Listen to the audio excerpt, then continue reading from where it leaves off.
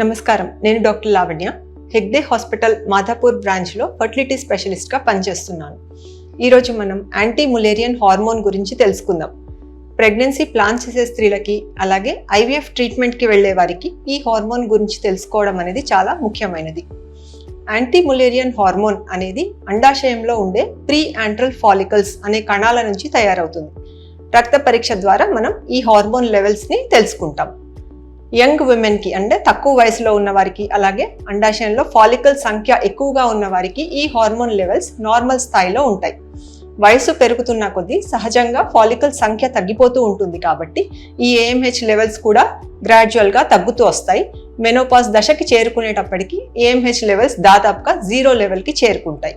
అంటే anti Mullerian hormones levels రక్తంలో పరీక్ష చేసి మనం తెలుసుకున్నప్పుడు ఆ రిజల్ట్ ద్వారా మనం ఇండైరెక్ట్గా అండాశయంలో ఎన్ని ఫాలికల్స్ ఉన్నాయి అనే అంచనా వేయగలుగుతాం. అందుకే దీన్ని ఓవేరియన్ రిజర్వ్ టెస్టింగ్ అంటారు. అంటే అండాశయం యొక్క పనితీరు సామర్థ్యాన్ని తెలియజేసే పరీక్ష. ఏఎంహెచ్ లెవెల్స్ తక్కువ ఉన్న వారికి, అండాశయంలో ఫాలికల్స్ ఇంకా వాటి యొక్క క్వాలిటీ తక్కువ ఉన్న స్త్రీలకి ప్రెగ్నెన్సీ రావడంలో సమస్యలు ఎదురయ్యే అవకాశం ఉంటుంది. వీరికి ఇన్ఫర్టిలిటీ ట్రీట్మెంట్స్ ఇంకా ఐవీఎఫ్ అవసరం పడే అవకాశాలు కూడా ఎక్కువ అవుతాయి. అలాగే ఐవీఎఫ్ సక్సెస్ ఛాన్స్ కూడా వీరికి తక్కువగా ఉండే అవకాశం ఉంటుంది. ముందు వీరికి మెనోపాజ్ కూడా తొందరగా రావడానికి అవకాశాలు ఎక్కువగా ఉంటాయి. ఏఎంహెచ్ వాల్యూ పెంచడానికి కానీ, ఫాలికల్ సంఖ్య పెంచడానికి కానీ మనకి దగ్గర ఎఫెక్టివ్ ట్రీట్మెంట్స్ ఏవి ప్రస్తుతం అందుబాటులో లేవు.